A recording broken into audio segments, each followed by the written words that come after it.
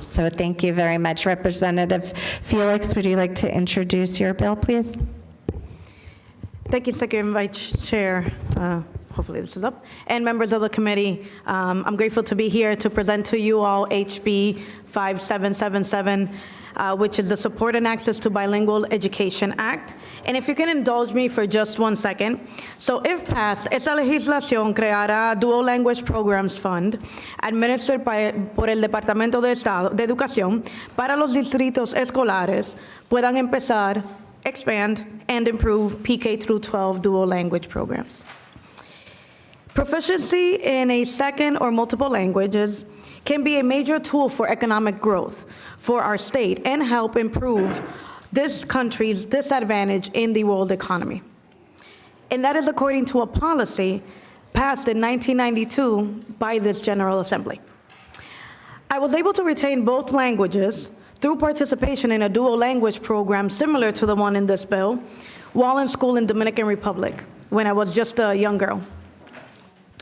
The research on dual language education is clear.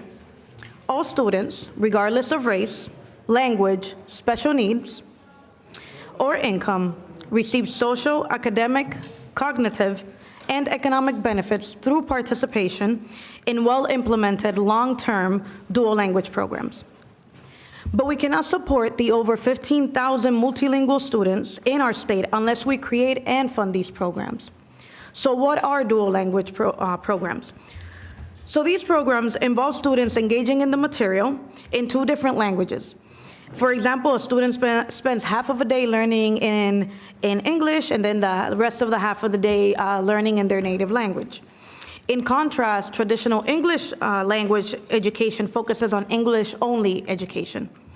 This bill will create a dual language program fund administered by RIDE, the Rhode Island Department of Education, to provide grants to school districts and schools to establish dual language programs. For many students, the process of learning literacy in a new language simultaneously is an overwhelming task. So bilingual programs really do help students develop native language literacy first, and the research shows that the skills developed in the first language transfer to English. In Rhode Island, 11% of all students enrolled in public school from pre-K through grade 12 are English learners, which is nearly double from 2009 to 2010 school year.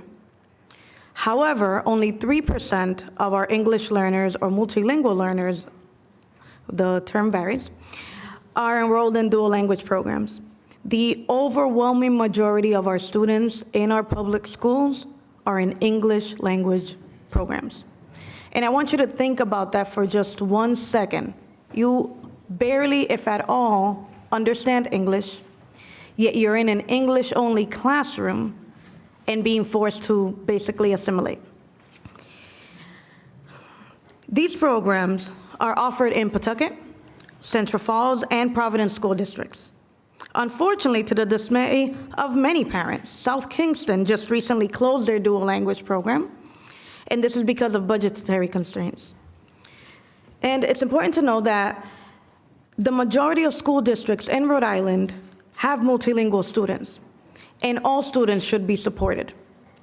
The emphasis on English only rejects that the student has a dominant language as part of their identity and culture that will continue to develop with time and puts our students in an educational disadvantage.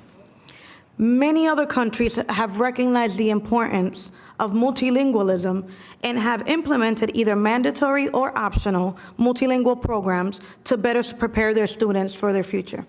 And this includes Mozambique, who has been taking the lead in bilingual education and made their primary education fully bilingual in 2017.